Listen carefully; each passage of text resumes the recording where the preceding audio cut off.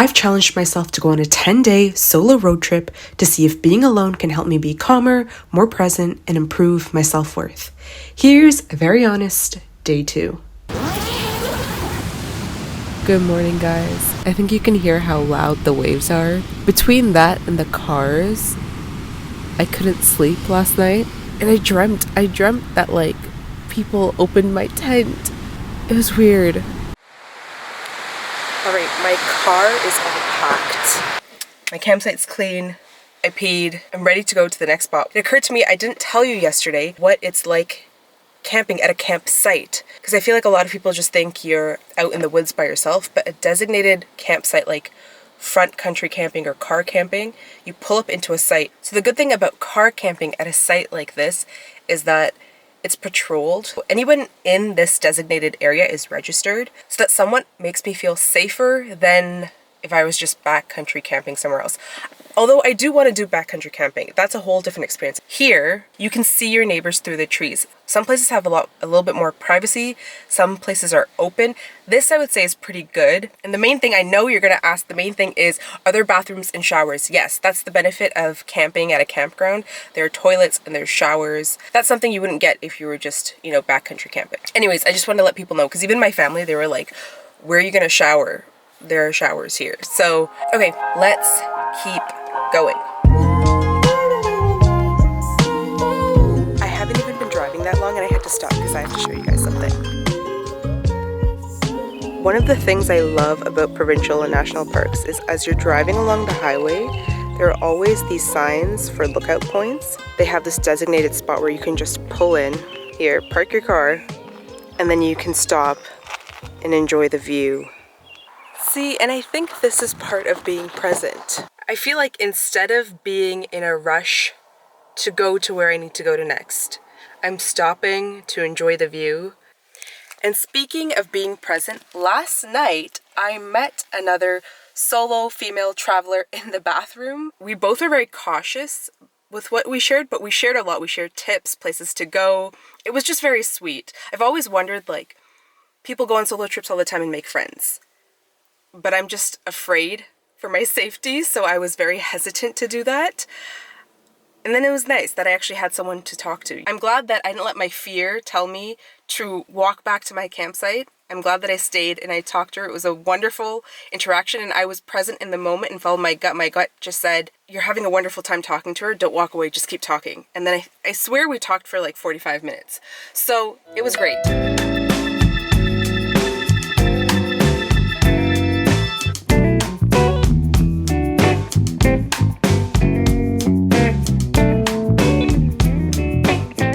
I stopped because I wanted to show you guys one of my windshield wipers is broken.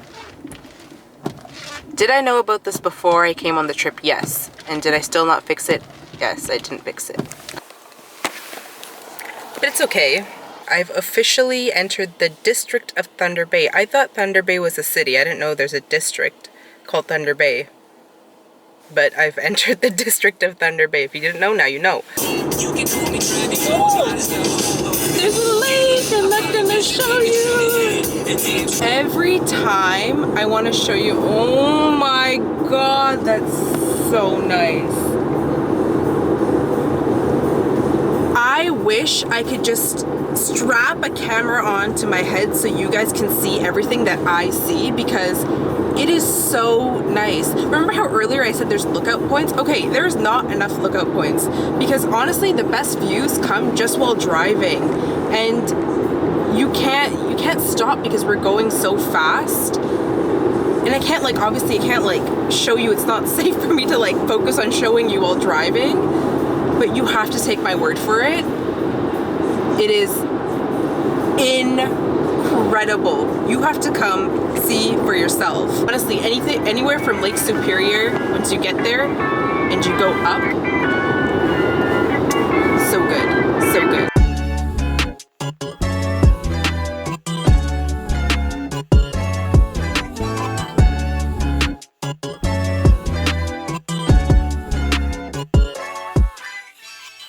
Look at this.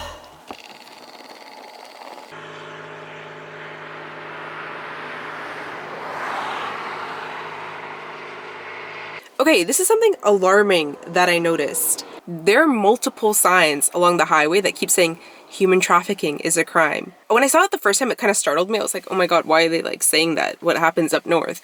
But I think this is a legit problem because there's so many signs. There's that, and then there's signs about domestic abuse, and I saw a few about like you need psychotherapy, but that was not many. The human trafficking one is just, that's like concerning. Be safe.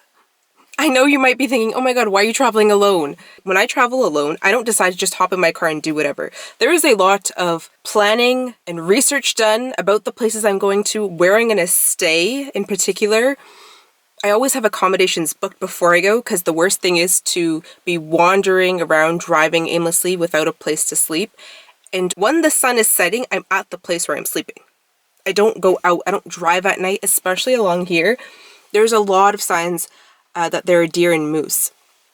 It is so easy to hit, actually, oh my god, I didn't even videotape it, it was so sad. I saw a dead moose maybe 2 hours ago on the side of the road. If one day you'd like to hear the step-by-step process of what I do before I go on a trip or even start planning a trip, I will let you know. Look how beautiful this looks. Just want to run in this field. I'm excited to show you where we're headed. I'm going to take you to Canada's longest suspension bridge. All right, we got to go uphill first. All right, I've made it to the top. It's one thing, no matter how much bug spray you use, the bugs will always get you. Oh my god. Oh, this is so pretty. It's an uneasy feeling because it's swaying and you know you could drop at any time. I'm not going to say that. It's built really well. It feels sturdy, you know? That's my tripod over there. The joys of traveling alone. Look at this. Do you guys feel like you're walking with me?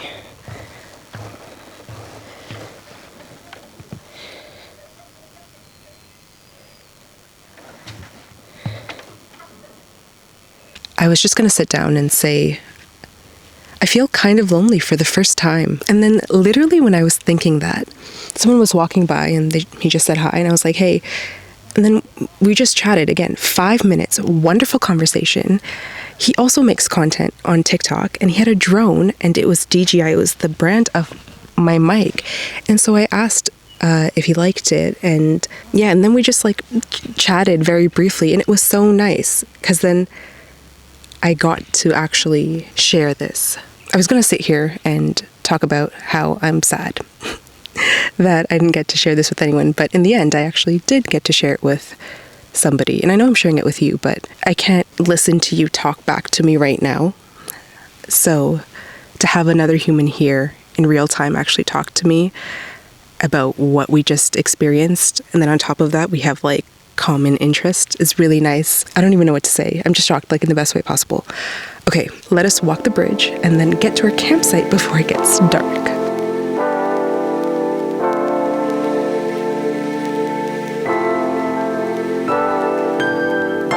Okay, so I've had a very eventful evening.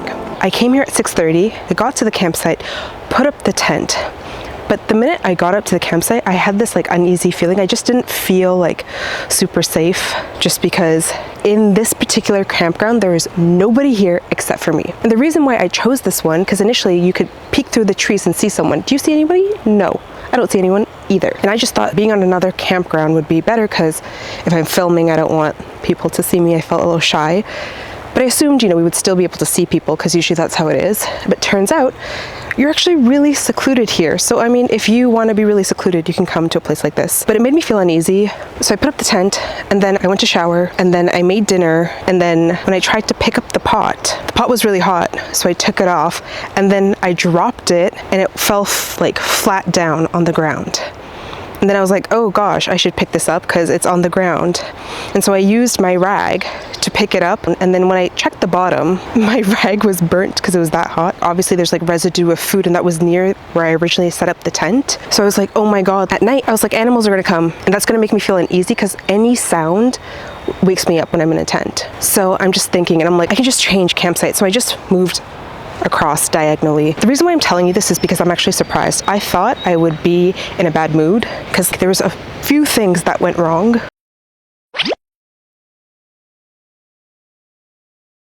My whole point is I'm surprised that I was like, it's okay. I just kind of laughed. Anyways, so I'm gonna walk just so I can remind myself why I even came to this park in the first place. Holy shit. This is just there at the entrance of the park. Look, that building is the visitor center. And then you have this. Okay, I'm glad I saw that. I'm happy to be here. This right there just made it worth it. It's not, you can't see it properly on the camera, but it is so, oh my God, guys. I want you to imagine you canoeing down that, and I'm gonna zoom in and then you're gonna picture yourself and just imagine how peaceful. I don't even know how far along that goes, but oh my God, what a dream.